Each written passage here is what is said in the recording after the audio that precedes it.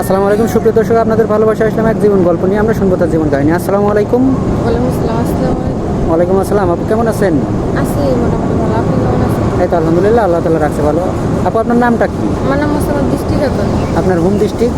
টাঙ্গাইল ভোগপুর। টাঙ্গাইল আপু। তো মূলত এখন আমাদের ক্যামেরার সামনে কেন আসছে? আসি আমি এর আগেও আসছিলাম, ভাই আমার কেউ পছন্দ করে না, বয়স হয় গরিব বলে। আবার আসি একটা জীবন সঙ্গীর জন্য। ও আচ্ছা, তো আপনার পরিবারে কে কে আছে? পরিবারে মা বাবা কে নেই, মা বাবা রোড অ্যাক্সিডেন্ট মারা গেছে, অনেক ছোট রাইখা সৎ চাচার কাছে মানুষ হয়েছে। ও আচ্ছা, তো এখন আপনি কেমন বয়সী ছেলে চাচ্ছেন? বয়স বেশি হোক বা বউ আছে বা বাচ্চা আছে, বউ মারা গেছে, কোনো সমস্যা নেই। শুধু সে আমার ভালোবাসবে, আমি তারে ভালোবাসা দিব সারা জীবন। আমি এরকম একটা ভালো মনে মানুষ চাই। এইরকম চাচ্ছেন আপনি যে বউ থাকলেও বিয়ে শাদী বসবেন? জানেন কি যে বিয়ে শাদী বসলে যদি বউ থাকে আপনারা তো আবার ঝগড়া করবেন না?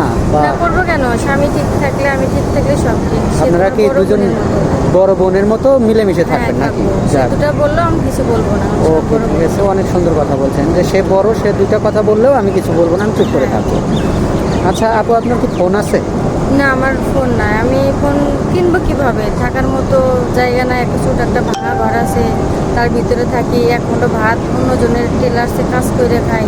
আমার কাছে কোনো ফোন নাই। ও আচ্ছা, তাহলে তো অনেক দুঃখী বা অনেক কষ্টে জীবন যাচ্ছে আপনার। হ্যাঁ। তো এখন আপনি যদি কোনো প্রবাসী ভাই আপনাকে বিয়ে শাদী করে প্রবাসী নিয়ে যেতে চায়, আপনি কি রাজি আছেন?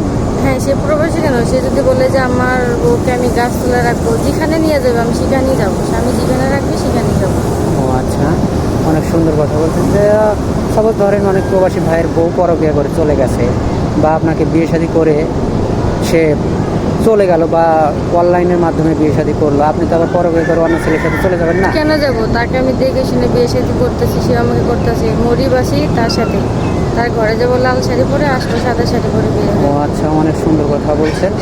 তো এখন আপনি যদি তার বাড়িতে রেখে যায়, তার বুড়ো বাবা মা আছে বা একটা সন্তান আছে, বেবি আছে, সেই বেবিটাকে কি আপনি নিজের সন্তানের মতো দেখতে হ্যাঁ পারবেন? অবশ্যই দেখবো। দেখবো না কেন? সে তোমার নিজের ছেলের মতো। ও, কখনো তার সাথে তো আবার খারাপ ব্যবহার না, করবেন না? কখনো খারাপ ব্যবহার করবো না। সত্যি বলছেন তো? হ্যাঁ সত্যি বলছি। কেন খারাপ ব্যবহার করবো? যে আমাকে সারা জীবন খাওয়াবে পড়াবে, তার ফ্যামিলি মানে আমার ফ্যামিলি, আমার তো মা বাবা ফ্যামিলি। ও আচ্ছা, তাকে নিজের সন্তানের মতো বড় হ্যাঁ, তাকে করবেন না? নিজের সন্তানের মতো বড় ও করবো। আচ্ছা ঠিক আছে। তো কারো জীবন কাহিনী 2-4 মিনিটে শেষ করা যায় না। তো আপু, আপনার বয়সটা কত চলে? আমার বয়স চলতেছে 22। 22 বছর। তো যাক, আমাদের নাম্বারটা থাকবে, মানে ইউটিউব কর্তৃপক্ষের নাম্বারটা থাকবে। কেউ ভিডিও কল দেবেন না অডিও কল দেবেন, ভিডিও কল দিলে ব্লক করতে বাধ্য থাকবো। রোজাও রাখেন? আপনি তো মুসলমান নাকি? হ্যাঁ রোজা রাখি, কোরআন শরীফ পড়ি, নামাজ কালাম পড়ি। কারণ মা বাবা চলে গেছে সবার জন্য আর কি। ও আচ্ছা ঠিক আছে, ভালো থাকবেন, সুস্থ থাকবেন, আল্লাহ।